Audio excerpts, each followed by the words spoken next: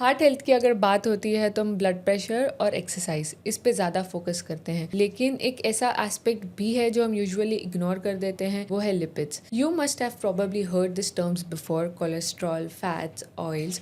But in today's episode आज हम ये समझते हैं कि what exactly are lipids and how important are they for our body functions. So नमस्ते and welcome everyone to another episode of Beyond the Pill where health meets conversation. I am your host Dr. Chetna, and in today's episode we will be talking about cholesterol and understand the relation between lipids and heart disease. To simplify this and make us understand this better, joining us today is Dr. Rajiv Rathi. He is a senior interventional cardiologist and the director and head of Transradial Interventional Program. So let's give him a warm welcome and help him shed some light on the topic of cholesterol today. Hello, Dr. Rajiv. Thank you for coming on our show, which is Beyond the Pill. Moving to our topic today, which is cholesterol. तो जैसे कि इतना bad reputation है cholesterol का everywhere, obesity देखी तो everyone is like तुझे cholesterol हो जाएगा, हार्ट इश्यू हो गया, it is because of the cholesterol. तो सबसे पहले तो ये क्लियर करते हैं कि कोलेस्ट्रॉल बुरा नहीं है एंड उसके कुछ इंपॉर्टेंट फंक्शंस भी हैं हमारे बॉडी के लिए। If you don't synthesize cholesterol in your body, you cannot take birth because cholesterol is important for each and every cell of our body. Each and every cell membrane is made up of cholesterol. So without cholesterol, you cannot think of existence of a human being. So cholesterol is a very, very important molecule as far as our life is concerned. पर इसको बदनाम किया या जो गलत ढंग से portrait किया, उसके भी अपने रीजंस हैं. There are two forms of cholesterol. One what we take in our diet, yes, and one what body synthesize. Correct. Body का सिंथेसिस सबसे ज़्यादा होता है कोलेस्ट्रॉल का. हम जो डाइट में लेते हैं वो रिलेटिवली कम लेते हैं, and that is not cholesterol. Actually that's a ester form of the cholesterol. Okay, that is not a pure cholesterol. So cholesterol, जैसा आपने कहा कि बदनाम कर दिया उसको, तो जब कोई बच्चा छोटी मोटी मस्ती करता है तो आप उसको कुछ नहीं करते, पर अगर कोई बड़ा क्राइम करने लग जाए तो फिर बोलते हो बदमाश हो गया. तो कोलेस्ट्रॉल के साथ भी ऐसे ही है, उसके साथ कुछ चीज़ें ऐसी जुड़ी हुई हैं कि उसका बदनाम होना जायज़ है. जी वो तो सही है. तो जैसे हर किसी को कोलेस्ट्रॉल के बारे में आई थिंक इतनी नॉलेज है कि एक गुड कोलेस्ट्रॉल होता है, एक अच्छा वाला कोलेस्ट्रॉल होता है, एक बुरा वाला कोलेस्ट्रॉल होता है. तो कोई रिपोर्ट्स भी अगर देख रहा है तो उसको इतना ही समझ आता है. तो क्या आप अब आज हमें बता पाएंगे कि एग्जैक्टली ये अच्छा कोलेस्ट्रॉल या बुरा कोलेस्ट्रॉल है क्या? एक्चुअली जो हम लिपिड प्रोफाइल करते हैं, जो वो उसका एनालिसिस करना बहुत इम्पॉर्टेंट है. और केवल बुरा कोलेस्ट्रॉल और अच्छा कोलेस्ट्रॉल कह देने से ही काम नहीं बनेगा. एक तो जो सोसाइटी में एक मिथ है कि केवल कोलेस्ट्रॉल का टेस्ट करा लिया. Correct. That is absolutely wrong. That cholesterol has got no meaning. एक टोटल कोलेस्ट्रॉल अपने करा के उसकी रिपोर्ट लेके अगर कोई आ गया तो उसका कोई फ़ायदा नहीं है. तो हमको एक कंप्लीट लिपिड प्रोफाइल करानी चाहिए. और लिपिड प्रोफाइल में भी अब ट्राइग्लिसराइड है या LDL है. LDL जिसको कि हम बुरा कोलेस्ट्रॉल बोलते हैं, HDL जिसको कि हम अच्छा कोलेस्ट्रॉल बोलते हैं. तो ये सबसेट्स होते हैं. अब इसमें एक बहुत इम्पॉर्टेंट चीज़ होती है HDL और ट्राइग्लिसराइड का ratio. Okay. That is very very important, okay. Which commonly people don't understand. या एंड अगर किसी का ट्राइग्लिसराइड एंड HDL का रेशियो 1.5 रहता है, that is wonderful, that is very good. Means उसका सब कुछ बढ़िया चल रहा है, उसको कोई परेशान होने की ज़रूरत नहीं है. मतलब irrespective of LDL. Irrespective of LDL. Okay. And that also suggest कि उसका इंसुलिन रेजिस्टेंस नहीं है. अगर आपने देखा होगा कि कोलेस्ट्रॉल है, ट्राइग्लिसराइड है से 200, 230 या 180 या 175 और HDL है 30, तो आप देखिए रेशियो कितना हो गया. So that particular individual, in spite of normal LDL, is at a higher risk for heart disease. Okay. Okay, understood. अगर आपने देखा होगा कि कई लोगों का आता है कि हार्ट अटैक हो गया, LDL का लेवल तो हमारा 100 से कम है और हमको हार्ट अटैक कैसे हो गया? Right. We don't have an explanation for that. Right. So बुरा कोलेस्ट्रॉल में भी ना कुछ फ्रेगमेंट्स होते हैं, उसमें 2 फ्रेगमेंट्स होते हैं, उसमें एक स्मॉल एलडीएल होता है, that is more dangerous, and उसका कुछ आइडिया हमको लगता है इस रेशियो से। तो अंडरस्टूड। ट्राइग्लिसराइड और एचडीएल का रेशियो बहुत इंपॉर्टेंट है along with level of LDL. LDL ये पता लगाने की कि हार्ट अटैक के चांसेस हम मीन्स At टोटल risk कितने हैं? नहीं हार्ट अटैक के रिस्क हम डायरेक्टली नहीं बोलना चाहेंगे, हम ये बोलेंगे मेटाबॉलिक उसका क्या हाल है, understood, क्योंकि understood. Metabolic health is very important. yes. Metabolic health when we say हमारे एवरी सेल की हेल्थ क्या है, तो वो इम्पॉर्टेंट है। ट्रू।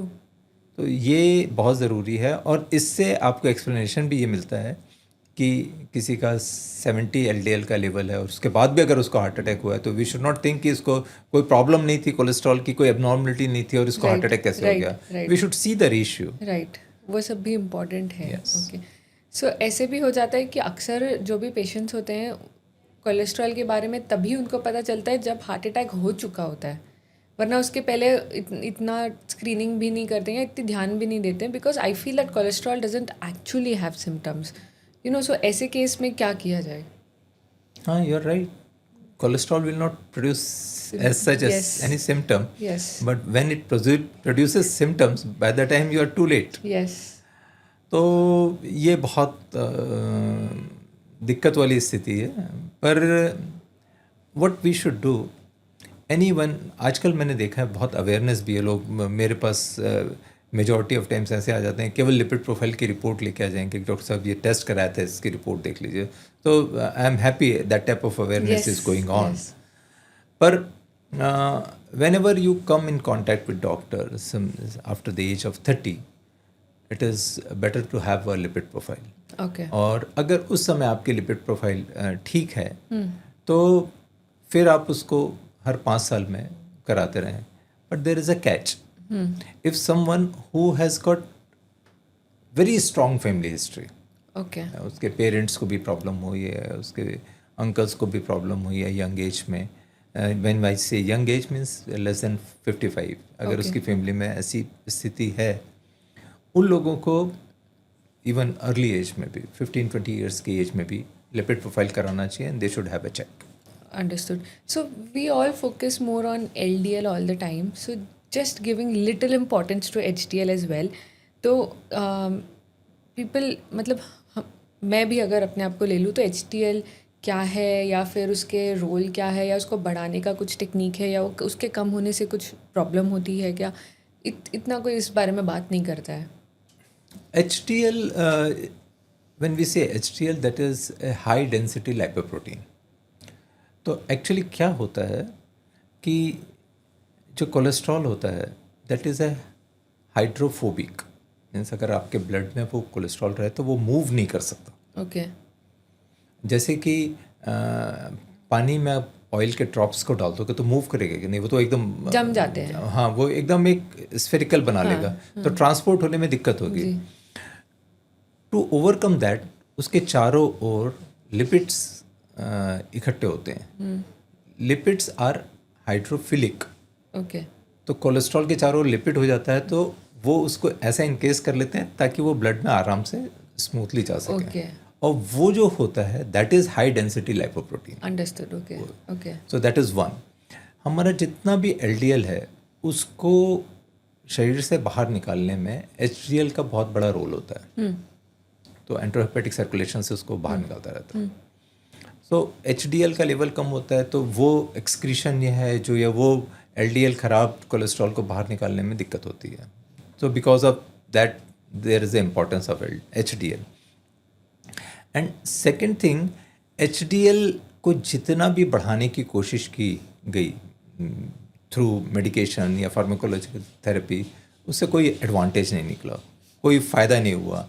हम जो सोचते हैं कि एचडीएल, अगर तुम्हारा एचडीएल तो 70 है, you are fine, you don't have any problem, तो वो आपका इनहेरेंट जितना है that is a protective. But आप अगर एक्सोजिनसली उसको इंक्रीज़ करने की कोशिश करें तो उसका कोई फ़ायदा नहीं होगा। ओके। ओके। तो आप डेली रूटीन आपका जो है उससे अगर आपका ठीक है तो there is no problem. Okay. But at the same time we should try to hit triglyceride, okay अगर हमारा ट्राइग्लिसराइड कम है हाँ तो HDL कम भी होगा तो you are able to manage, okay understood so ये क्योंकि वो रेशियो है। करेक्ट और ट्राइग्लिसराइड को मैनेज करना सबसे इम्पोर्टेंट है, हाँ इट्स डिफिकल्ट। एग्जैक्टली हाँ so let's focus on managing triglycerides then. So triglyceride, management of triglyceride is you have to stop sugar. Refined sugar should be stopped at any cost. Okay. If you are able to control your refined sugar, Understood. if you are saying no to white sugar, believe me, triglyceride will come down. Okay, this is something new for me as well. मुझे नहीं पता था कि इतना triglyceride का भी importance होता है लिपिड प्रोफाइल में। सो जैसे कि अभी ऐसे बोलते हैं कि men are more prone to get heart attack या फिर लिपिड लेवल्स भी उनके ऊपर नीचे ज़्यादा होते हैं as compared to women. So what is the reason behind it? I am sure it's not women giving them stress, it's not because of that. I am sure there is some logical reasoning to it. And there is a very different type of evolution if you see the cholesterol and the difference in the gender. In younger age, in childhood to adolescent, females are going to have a higher cholesterol level. Okay. And men or boys are going to have a lower cholesterol level. Okay.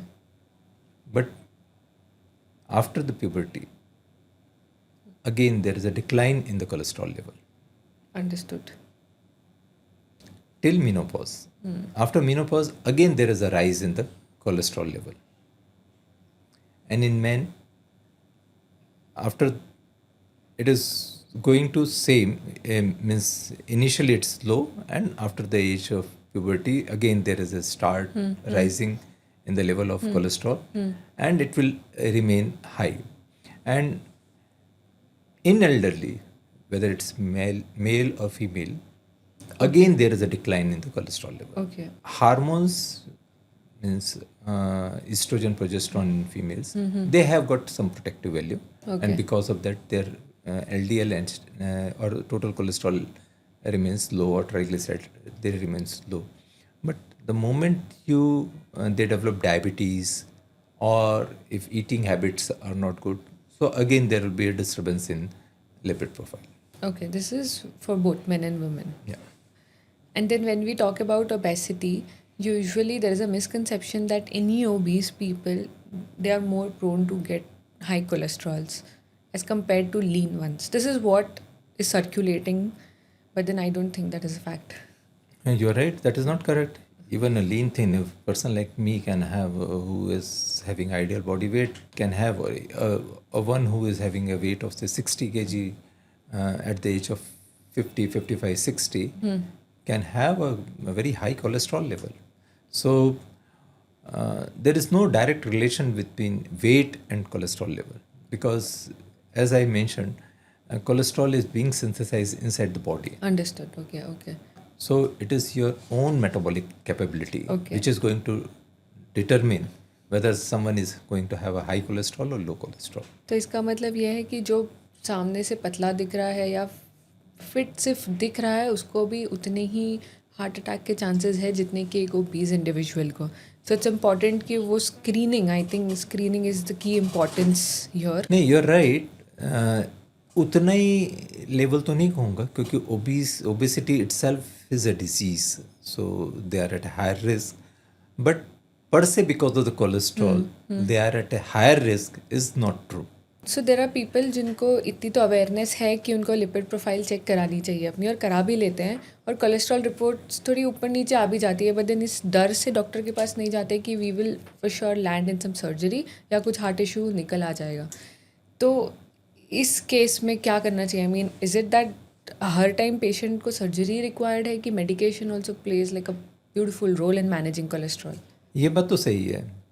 लोग labs की availability से और awareness से, net की availability से blood test खुद कराते हैं और खुद करा के रिपोर्ट लेके आते हैं कि, और वो रिपोर्ट अब नॉर्मल होती है, कुछ वैल्यूज़ ऊपर नीचे होती हैं, they get terrified and they come कि मुझे तो कोलेस्ट्रॉल हो गया, मेरे को तो हार्ट अटैक आ जाएगा।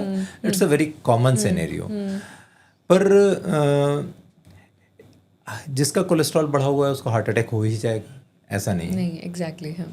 सो हमको अगर कोई चीज़ एबनॉर्मल है तो पैनिक नहीं करना चाहिए, डॉक्टर के पास जाना चाहिए, उससे बात करनी चाहिए, अपनी लाइफ स्टाइल को, कोलेस्ट्रॉल के मैनेजमेंट में सबसे इम्पॉर्टेंट चीज़ होती है वो life style management. Yes, true. That is first before medication. Understood. Even if मेरे पास अभी कोई पेशेंट आएगा और उसको प्रॉब्लम है, अगर उसका कोलेस्ट्रॉल एबनॉर्मल भी होगा तो पहले मैं दवा लिखने से पहले उसको बोलूँगा पहले अपनी डाइट ठीक करिए, रेगुलर एक्टिविटी रखिए, अगर स्मोकिंग है या टोबैको है या ड्रिंक्स हैं तो उसको बंद करिए. That is very important. Yes. It is not necessary कि अगर किसी को कोलेस्ट्रॉल है तो उसका हार्ट अटैक हो ही गया और उसका ऑपरेशन हो ही गया, उसकी एंजियोग्राफी हो गई, एंजियोप्लास्टी हो गई. This is absolutely wrong. ऐसे कोई है जो ये सब भी ठीक से फॉलो कर रहा है बट उसके कोलेस्ट्रॉल लेवल्स बहुत ही हाई है, तो उसका चॉइस ऑफ ट्रीटमेंट क्या होगा? तो हमको उसका कोलेस्ट्रॉल अगर एक लेवल से ज़्यादा है तो उसको कम करना होगा. पर्टिकुलरली खास करके उन लोगों का जिनको की ब्लड प्रेशर की शिकायत है, जिनको डायबिटीज़ है, या जिनको पहले हार्ट अटैक हो चुका है, या जिनकी फैमिली में हार्ट की प्रॉब्लम है, उनमें हमको बहुत एग्रेसिव होना चाहिए. ओके. तब भी अगर हम ऐसा करते हैं तो आने वाले इवेंट्स को, या हार्ट अटैक या स्ट्रोक, उनको हम बचा सकते तो ये जो मेडिकेशन है, अगर once you start with the cholesterol medications, क्या इसको लाइफ लॉन्ग कंटिन्यू करना पड़ता है या फिर once the cholesterol levels go down you can stop the medication? हैं. इसको समझने के लिए ना हमको थोड़ा डिफरेंट ढंग से सोचना चाहिए. ठीक है. कोलेस्ट्रॉल, पहली बात तो कोलेस्ट्रॉल ज़्यादा क्यों? दो ही तरीके से ज़्यादा हो सकता है. जैसे कि मैंने पहले भी बताया कि कोलेस्ट्रॉल हमारी बॉडी सिंथेसाइज करती है, क्योंकि हर सेल को कोलेस्ट्रॉल की ज़रूरत होती है और हर सेल कैपेबल होती है कोलेस्ट्रॉल बनाने के लिए. कुछ सेल्स ज़्यादा कैपेबल होते हैं, कुछ ऑर्गन्स ज़्यादा कैपेबल होते हैं, कुछ कम होते हैं, पर majority they synthesize their cholesterol. और हम एक डाइटरी कोलेस्ट्रॉल लेते हैं. डाइटरी कोलेस्ट्रॉल हमारा कम होता है, कोई बहुत ज़्यादा नहीं होता, जी. पर जो हमारी बॉडी सिंथेसाइज करती है वो बहुत ज़्यादा कोलेस्ट्रॉल सिंथेसाइज करती है. अब आप किसी का कोलेस्ट्रॉल बढ़ा हुआ है, उसने दवाइयाँ खाई क्योंकि बॉडी उसकी ज़्यादा सिंथेसाइज कर रही थी, तो वो दवाइयों से कोलेस्ट्रॉल का प्रोडक्शन कम हो गया, तो कोलेस्ट्रॉल कम हो गया. अगर वो बंद कर देता है कोलेस्ट्रॉल की दवाई लेना, तो फिर क्या होगा?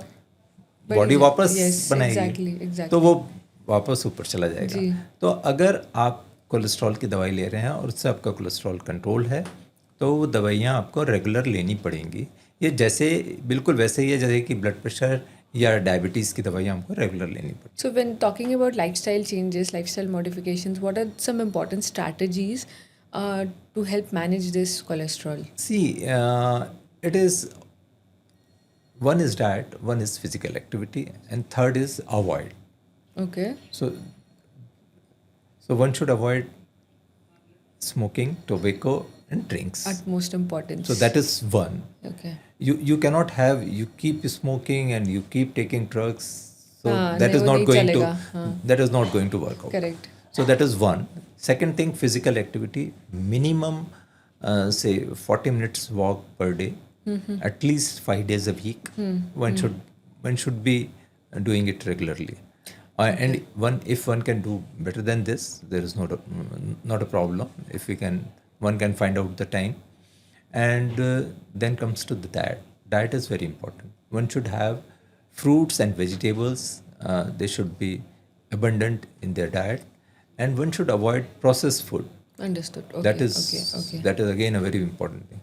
We should avoid anything which has got trans fats, Understood. and particularly fast food. Okay. Okay. So they are very detrimental. They're like main culprits of it. So knowing that cholesterol एक metabolic disease है, तो इसमें that's why lifestyle and exercise plays like an extremely important role.